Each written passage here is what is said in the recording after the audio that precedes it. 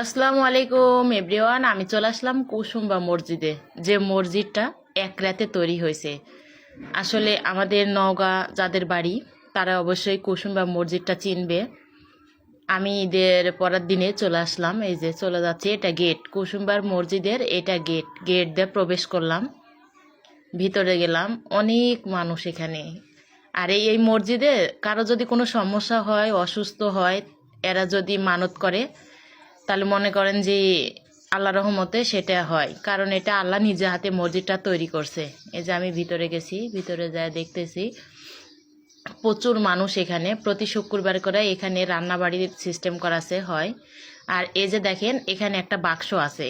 এই মসজিদ আমাদের জন্মের আগে, অনেক আগের। এই যে এই বাক্সটার ভিতরে কি আছে এটা কেউ বলতে পারবে না। কুষ্টি পাথরের তৈরি এই বাক্স। এই বাক্সের ভিতরে উপরের দিকে দেখেন অনেকে কুবাইছে, চটাইছে, কিন্তু ওকে এটা ভাঙতে পারে নাই, এখনও এটা ভাঙতে পারে নাই। এটা দেখতে অনেক সুন্দর, অনেক মজবুত। তো আমি ওটা দেখে চলে আসলাম এদিকে। এবার আমাদের মসজিদের সামনে এখানে মেয়েদের নামাজ পড়ার জায়গা আছে, ছেলেদের এই পাশে, মেয়েদের হচ্ছে ডান পাশে। তো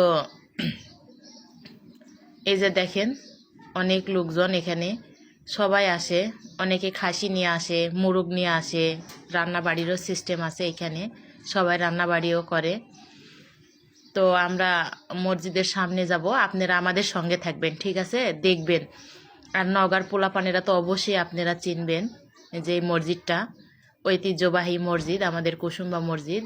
এটা হচ্ছে ছেলেদের নামাজ স্থান, ছেলেরা নামাজ পড়ে। আর এই পাশে পর্দা টাঙানো, এটা মেয়েদের নামাজের ঘর, এখানে মেয়েরা নামাজ পড়ে।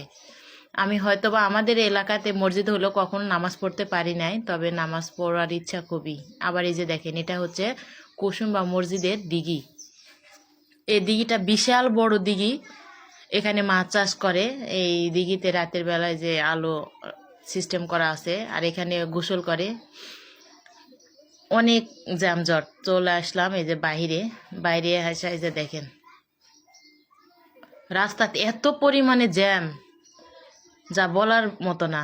বাইরে বের হতেই পারছি না আমরা, অনেক জ্যাম এখানে। কষ্ট করে তো বাইরে আসলাম। এটা হচ্ছে মেন গেটের বাইরে, এইদিকে রাস্তার মেন রোডের এখানে অনেক জ্যাম। এখানে আমরা আসে দাঁড়িয়ে রয়েছি।